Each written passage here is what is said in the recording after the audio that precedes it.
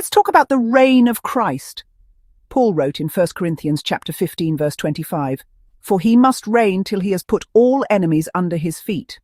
Now, a lot of folks today take that and say, see, Christ is reigning right now in heaven, but his enemies are still out there. But think carefully about this.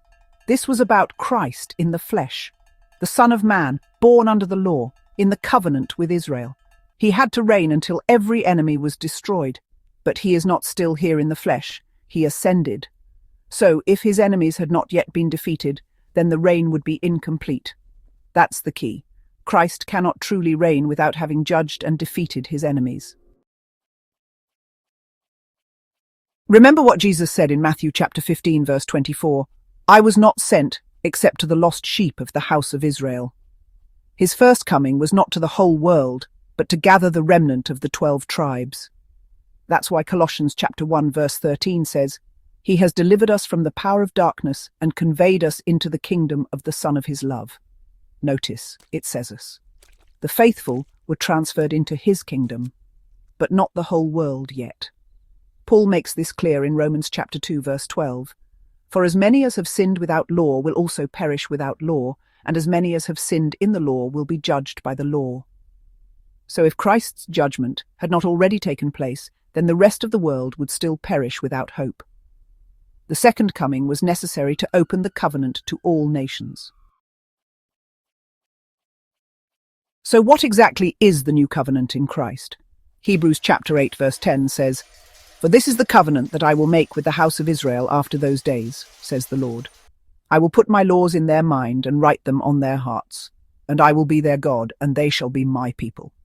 This is a reconciled life with God, not just forgiveness, but restoration, a life like Adam and Eve had before the fall, walking in fellowship, no condemnation, no fear of death. That is the new covenant. But here is where history comes in. If Christ had already reigned and judged, then the kingdom belonged to him alone. There would be no need for priests, popes, or emperors to stand between God and his people. So the Roman system had to twist the truth. They admitted Christ reigns, but they said, not fully. His enemies are still here. Judgment is still in the future. And that teaching gave them power. Because if judgment is still in the future, then you need the church to prepare you. You need the priesthood to keep you safe. You need the emperor to defend the faith.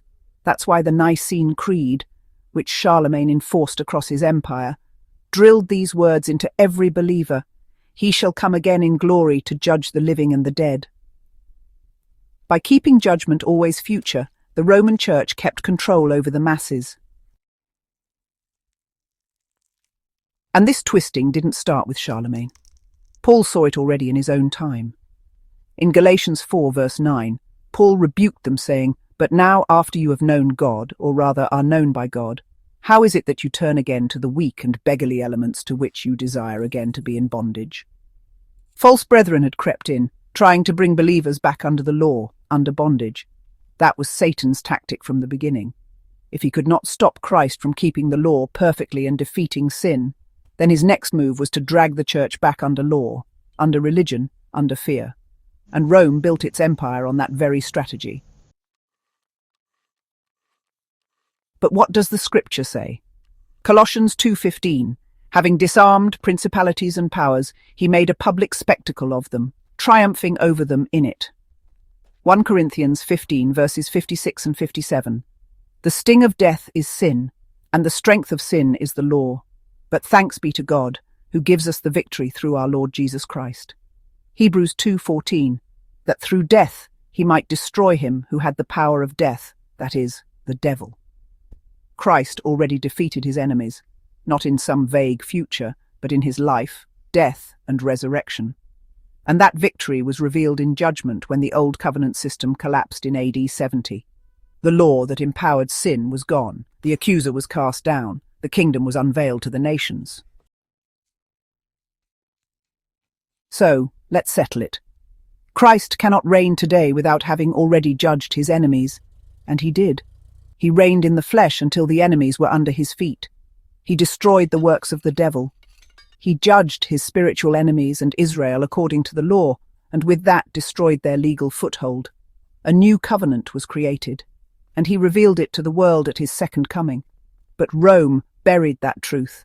They created a religion of fear, always pushing judgment into the future, always saying Christ's reign is incomplete.